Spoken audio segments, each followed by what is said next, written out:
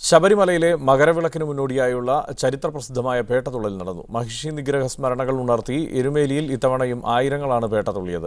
അമ്പലപ്പുഴ ആലങ്ങാട് സംഘങ്ങളുടെ നേതൃത്വത്തിലായിരുന്നു പേട്ടതുള്ളൽ നടന്നത്. ആകാശത്ത് കൃഷ്ണപ്പരുന്ത് വട്ടമിട്ട് പറന്നതോടെയാണ് പേട്ടതുള്ളൽ ആരംഭിച്ചത്. അയ്യപ്പന്റെ മാതൃസ്ഥാനത്തുള്ള അമ്പലപ്പുഴ സംഘമാണ് ആദ്യം പേട്ടതുള്ളിയത്. സമൂഹപെരിയോൺ കളത്തിൽ ചന്ദ്രശേഖരൻ നായരുടെ നേതൃത്വത്തിൽ കൊച്ചമ്പലത്തിൽ നിന്നും പേട്ടകെട്ടി ഇറങ്ങിയപ്പോൾ വാവരുപള്ളിക്ക് മുൻപിൽ ജമാഅത്ത് ഭാരവാഹികൾ പുഷ്പവൃഷ്ടി നടത്തി ഇവരെ സ്വീകരിച്ചു.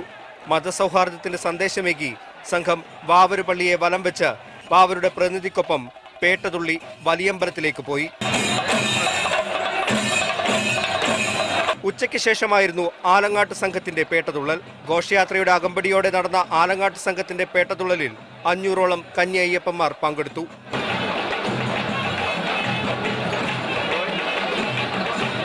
മഹർഷി നിഗ്രഹം നടത്തി അയ്യപ്പൻ നാടിനെ രക്ഷിച്ചതിന്റെ സ്മരണയ്ക്കാണ് പേട്ടതുള്ളുന്നതെന്നാണ് ഐതിഹ്യം. ഐതിഹ്യ പെരുമയ്ക്ക് നടുവിലും മതസൗഹാർദ്ദം വാനോളമുയർത്തിയാണ് അയ്യപ്പന്മാർ ഇത്തവണയും പേട്ടതുള്ളിയത്. എരുമേലിയിൽ നിന്നും ടോബി ജോൺസൺ, മീഡിയ 1.